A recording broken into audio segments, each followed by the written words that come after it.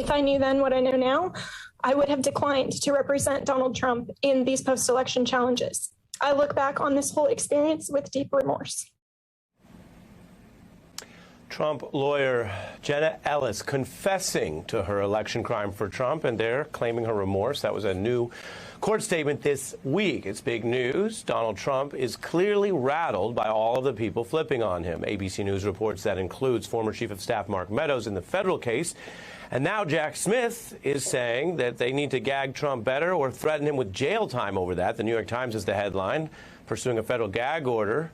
And the court should weigh stricter sanctions, Smith argues today, including sending Trump to, quote, jail if he keeps talking about witnesses in his case. We want to bring in our expert on all things law, New York University law professor Melissa Murray. Professor, this is important, and stealing elections is not light fare, but at times this topic can be slightly lighter than a lot of what else is happening all over the place in the world. And so here at the end of the hour, we get to this with you. And I ask you, what is Jack Smith up to here? Well, again, we know that Judge Chutkan stayed her gag order earlier in the week pending the possibility of an appeal.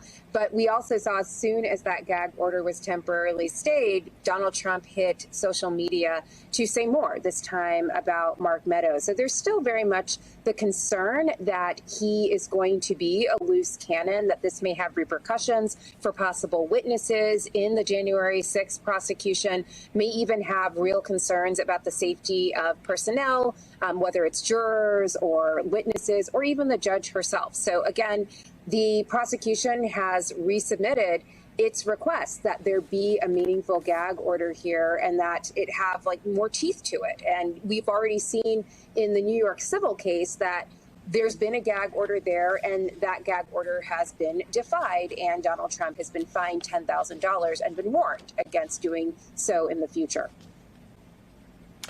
I'm curious whether you think it would make a difference if they get closer to the sanction of jail, because there's a lot of talk about Trump being unhinged or delusional. A lot of that narrative benefits him because it suggests he doesn't really know what's going on, or in a legal setting he might not have the mental required culpability. But it seems that he messes around less when he really thinks something's on the line. Do you think the judges take that into account, and is anyone going to go as far as to jail him, even for a night, as a contempt punishment, or judges are loath to do that?